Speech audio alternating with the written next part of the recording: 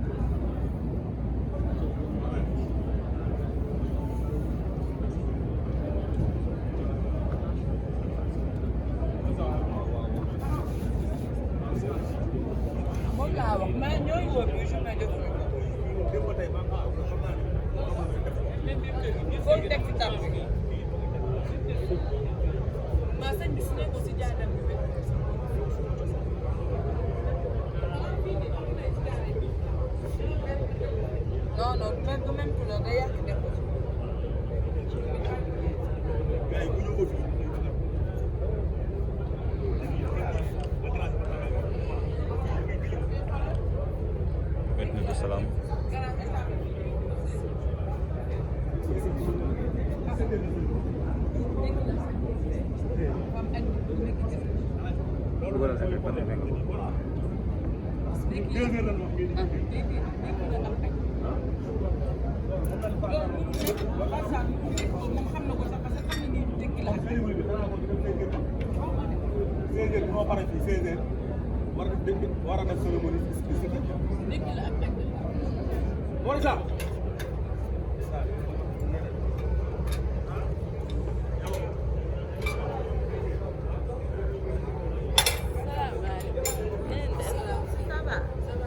chaise bi nekkoon fi beneen bi anamu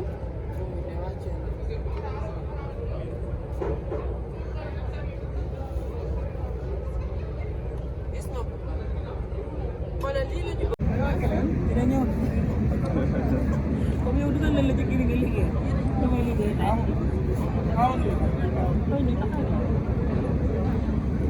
tey comme ñëwul nga seen xarit bii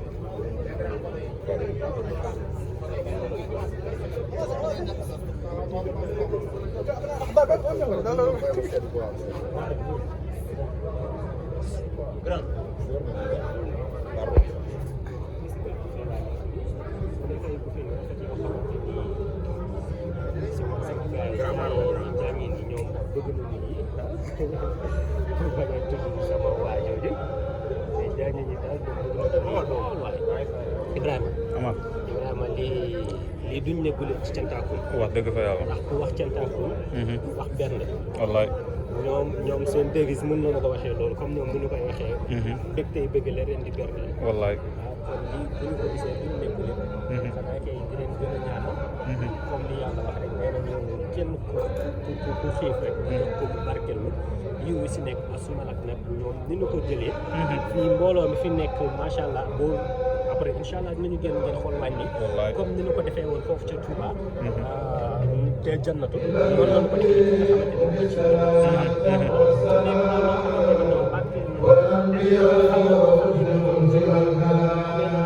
ne moom ci sikkar saa ngi daw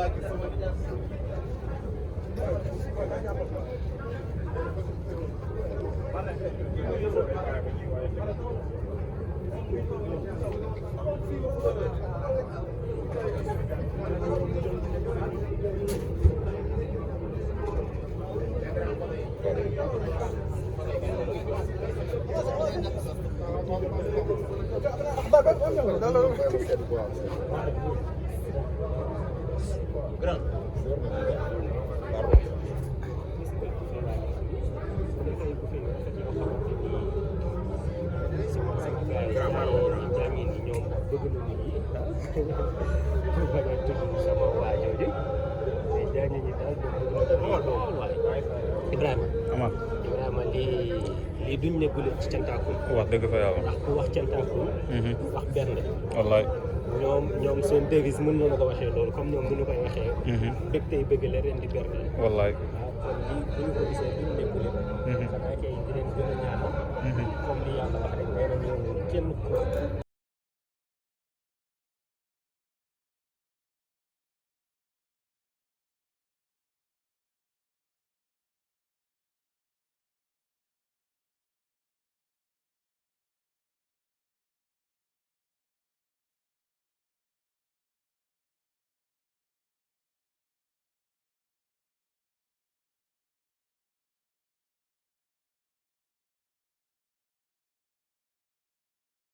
Amis internautes, salam alaikum. Veuillez vous abonner sur votre chaîne Dakar Plus et n'oubliez pas d'activer la cloche de notification. Vous aurez des informations en temps réel ici au Sénégal et à l'extérieur.